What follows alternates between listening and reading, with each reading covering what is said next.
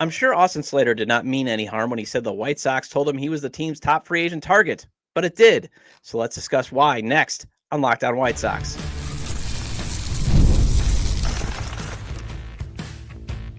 You are Locked On White Sox, your daily Chicago White Sox podcast. Part of the Locked On Podcast Network, your team every day.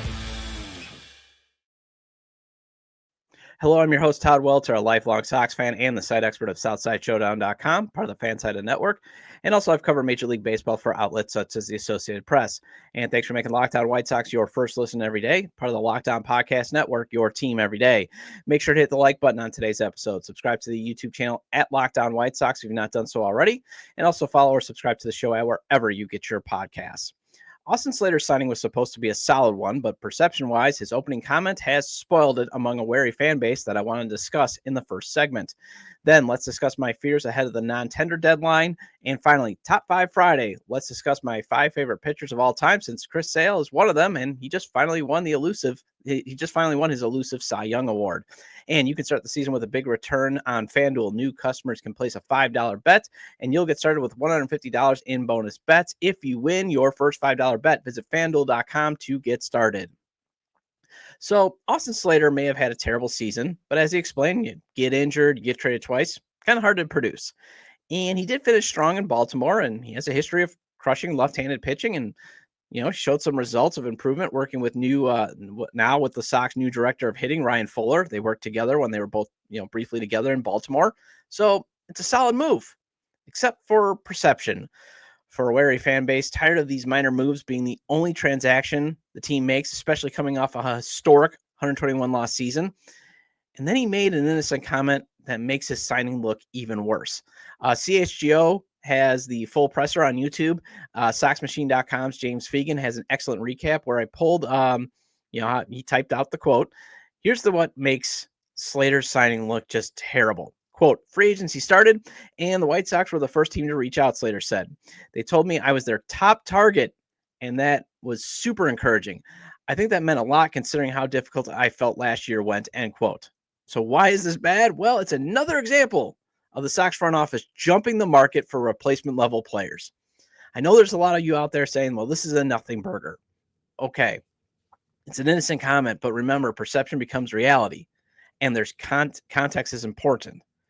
And the biggest perception problem that the Sox have is giving a frustrated fan base more fodder to continue to be frustrated. I mean, we're talking about a guy who slashed 209, 321, 266 last year. And, the one thing he was supposed to be good at, hitting left-handed pitching, he was not good at last season. And this is the Sox free agent, top free agent target. This is the guy that's claiming that the front office said, you're our guy. We want you. You're our top target. I mean, fans are already upset that GM Chris Getz announced before the historic losing season ended, before they even set the all-time loss record in a 162-game season, that there wouldn't be many upgrades in free agency. And fine, if you want to build the roster up right, go with the kids.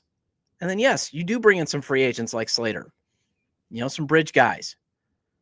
But don't make Slater the priority free agent. Or at least advise him, hey, maybe not mention our recruiting pitch, because the team already has a perception of being cheap in free agency. Now, if you want to feel calm, Fegan wrote this, top target could be assumed to mean for this specific role, since the White Sox have also stated a desire to add an innings-soaking starting pitcher, and they can carry a higher baseline price on average. But then again, it's not my job to force you to make assumptions. And that's on SoxMachine.com. And also Beefloaf from the 108.com, Mr. Delicious, his Twitter handle. He had a nice Twitter video explaining why it was just probably likely a recruitment pitch. But still, this is so White Sox. This so sets up, once again, to mock the White Sox. Once again, for 29 other teams to be like, you really had to put on this type of recruiting pitch for Austin Slater? I mean, it speaks to just, again, how bad the perception is of the White Sox right now in free agency. Also, it's another veteran player coming off a terrible season, and the Sox rush to sign him. They keep rushing to sign guys that most clubs probably do not want or would probably circle back before spring training starts and offer a non-roster invite to camp. That's the other thing. If we're going to split hairs here, and I know Austin Slater, it's 1.75, but if we really want to get picky, you could have probably circled back to him in February, got him on a minor league non-roster invite deal, and probably saved even a couple extra 100,000. And remember, this is a franchise that's trying to rub two nickels together to make $1. They did this with Paul DeJong. When he said last year, the Sox were the only team to offer him a big league deal. You were the only team to offer Paul DeJong a big league deal. And while, yes, he hit home runs, he was terrible defensively. And you were able to trade him for the Royals. But again, to the Royals, but the perception would be, could have saved a few bucks. Could have brought him in as a non-roster invite. Because nobody else was looking to sign him to a big league deal. Previous leadership did this with Mike Clevenger. And that was a PR nightmare, since they didn't do their due diligence. And if they had, they would have probably found out about those domestic violence allegations. It just keeps furthering the narrative that the Sox keep pursuing with vigor replacement level players or over promoting players. And it also, again, serves the narrative that the Sox perception among all free agents is low, that they really have to put on the recruitment pitch just to get Austin Slater. It's almost like they had to do like a college basketball recruiting pitch here. Austin Slater should be lucky to get a $1.75 million deal after the season he has. Now, granted, yes, he still has value among the league, considering he was traded twice, and he was traded for the Sox favorite player to be named later, or Cash, in the second deal. But when you're at that level, you're usually then a non-roster invite. You're usually late February pickup. He should, you're technically sweating it out to see if you get a spring training job. And yet you had to use this pitch to be like, man, you're our guy. When all you really had to do is, in terms of the pitch, is be like, look, you had built a decent relationship with Ryan Fuller in Baltimore. When you got to Baltimore, you were starting to get results. We got him here now. Leverage. Hey, we got at-bats here. And if you play well, we'll trade you to a contender. Although Slater detailed how being traded was hard on him. So I don't know if you would be like, yeah, sign me up to get traded, but you could have sold more. Hey, there's at-bats here because they're going to platoon him with Fletcher, but there's at-bats. There's a chance to bounce back. There's a chance to get you back on the free agent market then again after a bounce back season, and maybe you can make $3, $4, $5 million. And we got Fuller here to help continue work, getting your swing back, maybe that type of stuff. And as everydayers heard me say a few shows ago, Slater is a solid signing. This is a guy that can field the ball well and allows the Sox to see if Dominic Fletcher can hit righties. It's the perfect way to control Dominic Fletcher's development at the plate, because we know Dominic Fletcher has an elite glove. What's a big, big question mark is, can he hit? And you at least cover yourself against left-handers with Slater. So it's a solid signing. But the other reason why you don't want to hear, hey, you're our top free agent target, is it also represents another season where the team is still using chewing gum and duct tape to cover a hole in the lineup that has existed ever since Jermaine Dye retired in 2009. This is just another, I wouldn't even say spackle. This is chewing gum on a hole in a wall in right field. And then the front office had the audacity to tell the chewing gum, you're the solution. You're our guy. You're the top target.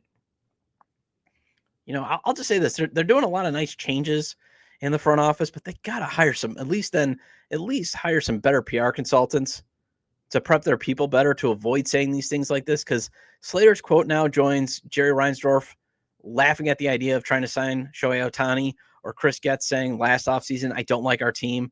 Like that's the thing. It's just, you can add it to more of these quotes that just make the team look foolish. Well, some major roster decisions have to be made by Sunday, as Sunday is the non-tender deadline. So let's discuss some fears I have about what the Sox will do after the break on Locked On White Sox.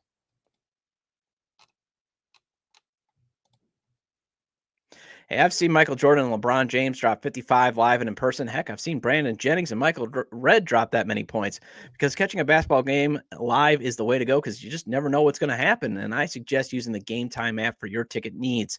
Gametime has a new feature called Gametime Picks that makes getting tickets to see your favorite teams play live even easier. Gametime Pick filters out the fluff to show you only incredible deals on great seats, so you don't have to waste time searching through thousands of tickets. Gametime Picks makes it easier to save more on sports, concerts, comedy, and theater. Get a panoramic view from your seat in the app before you buy, so you need to make sure that, hey, you have a good view. The lowest price guarantee or Gametime will credit you 110% of the difference, and I'm always monitoring Gametime for Marquette tickets, as I found it cheaper to go that route than buy season tickets to see my alma mater play. Take the guesswork out of buying tickets with Gametime Picks. Download the Gametime app, create an account, and use code LOCKEDONMLB for $20 off your first purchase. Terms apply. Again, create an account and redeem code LOCKEDONMLB for $20 off, because download Gametime today. What time is it? Game time. Welcome back to Locked On White Sox. I'm your host, Todd Welter. Again, make sure to hit the like button on today's episode and subscribe to the YouTube channel at Locked On White Sox if you've not done so already. And if you can't catch the show on YouTube, Locked On White Sox is available on all major podcast platforms, so make sure to follow or subscribe on places such as Apple or Spotify. Either way, get your 30-minute fix of Chicago White Sox baseball venting with me. All right, so my biggest fear is the White Sox are going to give Andrew Vaughn a contract thinking Ryan Fuller can fix him. My other fear is they will do the same with Gavin Sheets and thus continue this roster redundancy of having two first basemen where both do not hit enough home runs and both represent the failures of the past rebuild. My other fear is they tender a contract to Vaughn thinking, well, he's still an asset and let's try to trade him. And I still don't get why Steven Wilson is even being considered for a contract. I don't know why they didn't try to waive him like they did with Nicky Lopez. I mean, I get he's projected to make $1 million, but I don't think he's going to be a bounce back guy that can be flipped at the deadline. And the thing is, too, my fear is a lot of this logic that I just gave you sounds logical, and it could all very, very well be true. But when was the last things turned out the way that this front office has hoped for? When was the last time that happened? Because again, one of the things I'm leery about Chris Getz is he's got this vision, but it's never come to fruition. Rarely, if ever, has that happened so far. And stop thinking that there's something there with Andrew Vaughn. I've been having these arguments like on the Southside Sox Facebook page, although I should stop, or the Southside Showdown Facebook page. I should stop arguing with people on Facebook, because really Facebook should only exist right now for keeping track of your friends' birthdays, keeping track of just how many people you know in the world, sharing pictures with your aunts, and that's about it. That's it. Because if you're still commenting on stuff, if you're still using Facebook as your news, if you're still using Facebook for any other reason for that, then I can't help you. And if you still think Andrew Vaughn has value or there's something there, again, I can't help you. There's just not. It's just a replacement level player who could earn up to $6 million. And again, you got a team that's just saying that's literally has just told, well, maybe they didn't exactly say it in those words because maybe Slater misinterpreted. But again, if you take it at its face value, you have a team that just told, a guy that's going to make $1.75 million. That's their top free agent target. That shows you the financial state that this team is in, or just shows you how cheap the owner has become. This is a franchise that's clearly claiming poverty when they shouldn't. You're in the third biggest market, and yet here they are rubbing two nickels together to make $1. But when it comes to Andrew Vaughn, if it's just replacement level and you're talking about $6 million, you can get replacement level in home runs from Patrick Wisdom or Josh Bell or Carlos Santana. You can get a Gold Glove first baseman with Carlos Santana, even though he's in his late 30s. He's still winning. He just won his first Gold Glove. You can get more value with those three, probably at a less cost. And I'm fine with letting Vaughn walk away for nothing in this case, because he's just going to be nothing more than a replacement level player. He's going to be nothing more than, at right now, replacement level players at first base. If you look at Josh Bell's market, for example, when he got traded, it's player to be named later or cash. And I know that's what the Sox love in trade returns, but in the grand scheme of things, for a guy that was the 5th overall pick, who's supposed to be a guy that rakes, you shouldn't be settling for literally a penny on the dollar. At this point, just say that you've made a bad investment and move on. And sure, the fear is he goes someplace else and thrives. But the fear is also nothing changes with a new hitting guru giving him advice. And now you're stuck with the same bad asset. And you and I saw how his first half struggles basically killed the offense. Do people forget? Well, maybe a lot of people weren't even paying attention, but do people forget just how bad Andrew Vaughn and Andrew Benintendi were in the first half and how that just destroyed the offense, especially with Yohan Moncada, Eloy Jimenez, and Luis Robert Jr. on the IL? They could barely score runs with those guys, with those two. And those two needed to step up, and they didn't. Now, granted, they had a better second half, but at that point, the season was a total calamity. Also, he's going to likely walk away for nothing anyway, or the player to be named later, or cash consideration, since he's only under club control for one more season after this. People are forgetting that. The Vaughn Truthers. And I used to be one of the Vaughn Truthers. I used to be one of those guys. I was banging the drum for him that I thought, especially 2024, he was going to make the All-Star team. I thought this is going to be the year he breaks out. This is the year. Just like I said in 2023, this is the year. He's now at first base full-time. He can focus on that. It's just never happened. He's replacement level. And especially if one of the reasons to trade Garrett Crochet is because he only has another season of ARB left after this season, and it's just two ships passing in the night, as Recap White Sox podcast host Ryan McGuffey likes to say, then the same can be said with Vaughn. It's just two ships passing in the night. The only difference is teams are craving Crochet. I don't see many reports for teams lining up to get Vaughn. I really don't. And I've Google searched it. And remember, there was the supposed speculation that, hey, the Sox might dangle Vaughn at the trade deadline, and that gained no traction whatsoever. Now, you could give Vaughn a contract. And you could see if the club trading for Crochet wants to take a gamble on seeing if a change of scenery fixes Vaughn. And maybe you can get an extra prospect out of that or two. So that's the only way that I could see mitigating tendering Vaughn a contract. Otherwise, move on. But they likely won't. Steven Wilson, there could be a bounce back season, as injuries did play a huge role in his decline. Still 29, but I'd rather just try to pursue some relievers on the free agent market that you can get on a 1-year deal or 1 year and an option, who I feel more comfortable that will turn in a solid season to be flipped at the deadline. Because I can see why he still has been pushed through waivers like Nicky Lopez. I can see why. $1 million projected, still relatively young, could have a bounce back season. And again, I have no problem with the White Sox. I have a problem like how Fegan said that they want to get a starting pitcher to eat innings, and I want to be like, why? I mean, I get you're going to trade Crochet, but you still have plenty of young arms knocking on the door. Give those young arms the runway. Give them the opportunity. Remember, the expectations is, hey, can you get to 50 wins? I mean, if they get back to 61 wins, that's going to get a parade. At least I'll have a parade up and down my street. Hey, the White Sox won 61 games. But I would rather see them allocate the precious limited financial resources in this instance on some relievers that you can flip at the deadline, because we saw the market be very beneficial to teams like the Marlins who flipped relievers. And yes, every trade market has its differences. It could not maybe be as kind, but my money is on it will be, especially since the Dodgers just won a World Series and they trotted out a bullpenning game a few times. I know that's one of the reasons why they're pursuing Crochet, but the Dodgers have always had a penchant for guys just getting hurt in their starting rotation, for example. So I could see teams being like, hey, let's load up on bullpen arms. They're cheaper too. But please also stop thinking that there's something there with Gavin Sheets. He isn't even Godfather 3 like Lenine Sosa to do, where he does something that just draws you back in.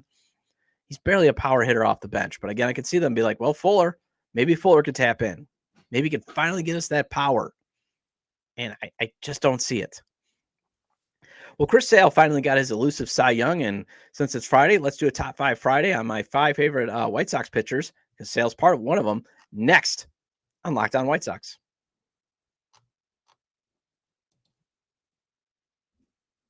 Get ready to tackle the NFL action with FanDuel, America's #1 sportsbook, because right now new customers can bet $5, get $150 in bonus bets if you win.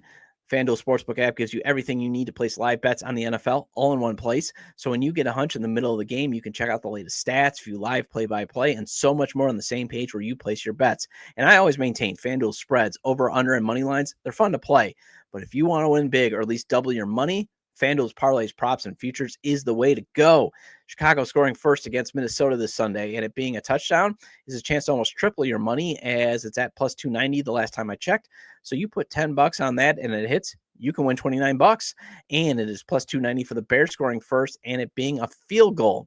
Just visit FanDuel.com to join today, and you'll get started with $150 in bonus bets if you win your first $5 bet. That's FanDuel.com. Never waste a hunch and make every moment more with FanDuel, an official sportsbook partner of the NFL.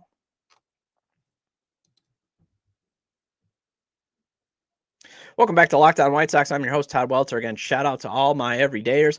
I appreciate your loyalty. Please hit the like button on today's episode. Recommend to your fellow Sox fans or baseball fans, friends, to subscribe to the YouTube channel at Locked On White Sox, or wherever they get their podcasts, as the show is available on all major podcast platforms.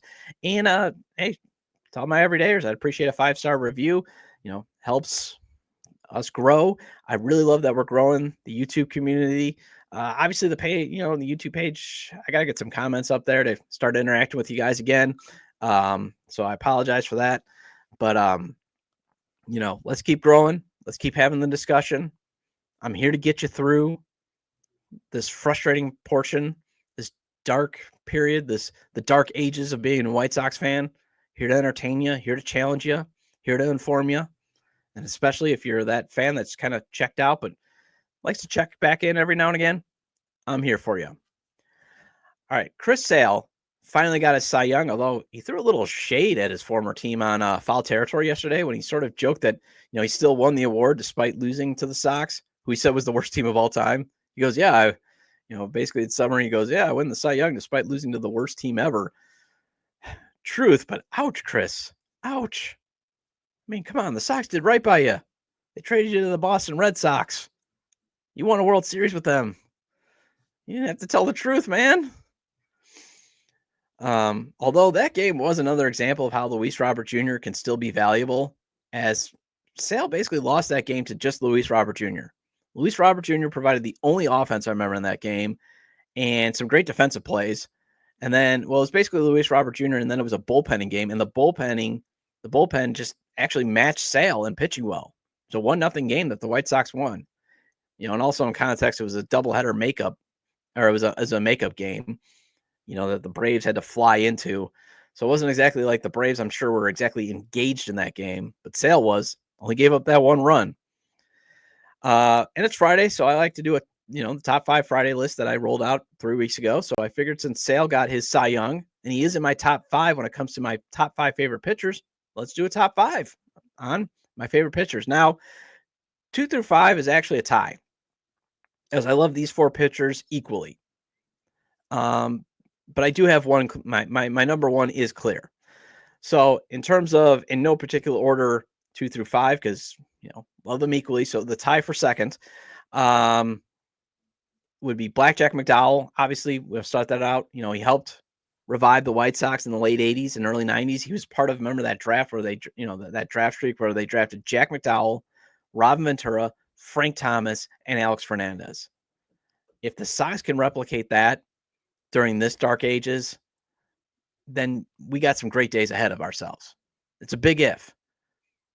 And I don't know if a franchise can ever replicate that. The Sox drafted a Cy Young winner, a great sidekick to a Hall of Famer the next year in the lineup, and then the perfect number 2 pitcher. But Blackjack McDowell, 3-time All-Star with the Sox, Cy Young winner, 3.50 career ERA in 7th season on the South Side, and 91 wins when wins mattered for pitchers. Freddie Garcia, big game Freddie, pitched Game 4 of the World Series and showed just how clutch he was. I always loved watching Freddie Garcia pitch. I know he was only here for 3 years. You could say, hey, what about Alex Fernandez? Why isn't he being listed? Or, Garland, or, a lot of these other guys. I just, especially of that 2005 rotation.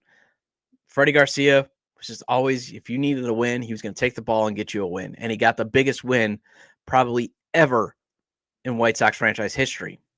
Chris Sale, obviously, still a travesty. The team could never build a winner around him. It's probably one of the biggest organizational travesties. Probably right after, I'd say, hiring Tony La Russa over AJ Hinch. But I mean, that's a building block. That's a rotation foundation piece that the Sox, should have been able to build a winner around, especially with Jose Quintana turning into, just out of nowhere, turning into the perfect number 2 pitcher. But I think the Sox almost believe that those two could just get them to the playoffs.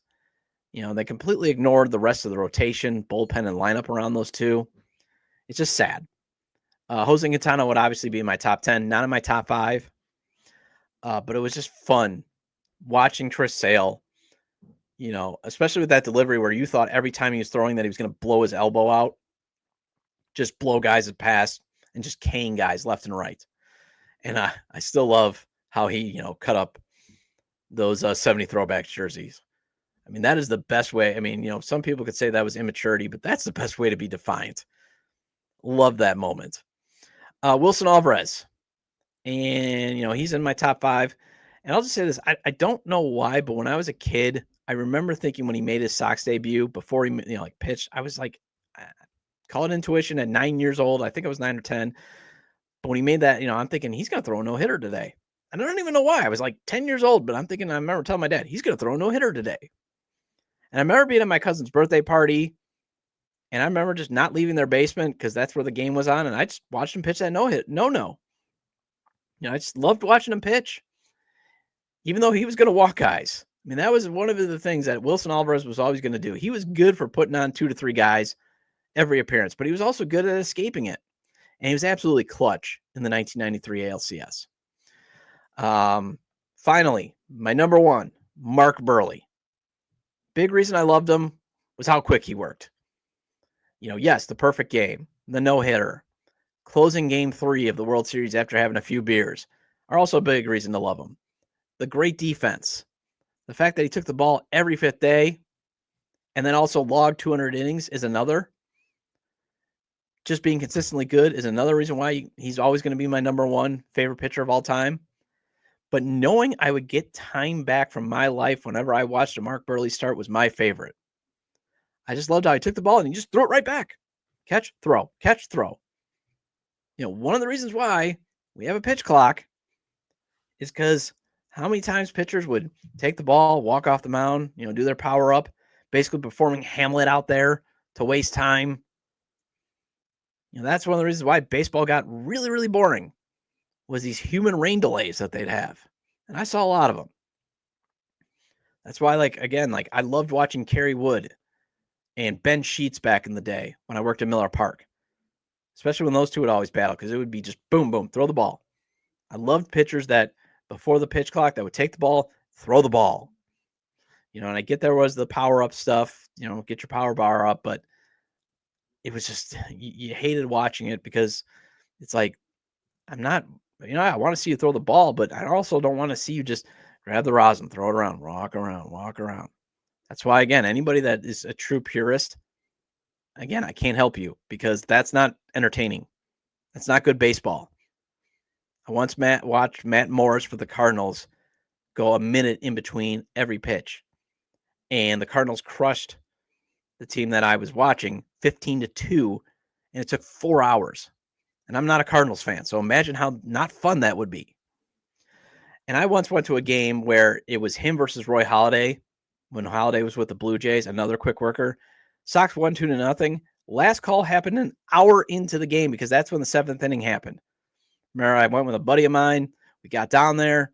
And I remember we were like 7th inning. All of a sudden we heard last call. We're like 7 o'clock. So it was 6:05 first pitch. We're like, whoa. I was back at a Lincoln Park bar because I was crashing at my buddy's place who lived on the north side. We were watching the Brewers game, that was still in like the 4th inning, and it started at the same time. 6:05 start for both. I remember that game was done by like 7:30. I remember being back on the north side at that bar like by 8. It's beautiful. Loved watching Buehrle work efficiently. And imagine him today pitching with the pitch clock. Good Lord, there'd be like 14 seconds left every time. Well, that wraps up this edition of Locked On White Sox. Thank you for making Locked On White Sox your first listen today. For your second listen, find Locked On MLB. Baseball guru Sully brings you a daily blend of humor and baseball, keeping you updated on every rumor and story throughout the offseason. Find Locked On MLB on YouTube or wherever you listen to your podcasts. I'll be back on Monday with a reaction to who the Sox tendered a contract to and a discussion on how long rebuilds take after hitting rock bottom or trying for a quick bounce back too in a rebuild. I'll have Locked On Brewers host Chuck Freeman. We're going to discuss that, as he'll share how those two Brewers rebuilds went. Feel free to leave comments about today's discussion regarding Austin Slater's comments about being a top free agent target, the fears I have ahead of the non-tender deadline, and this week's Top 5 Friday. You can leave them at the episode page on YouTube, X, formerly Twitter, at Todd J. Dub, or at Locked On Sox, or you can email me at lockedonwhitesox@gmail.com. Have a great day. Have a great weekend. I will see you Monday.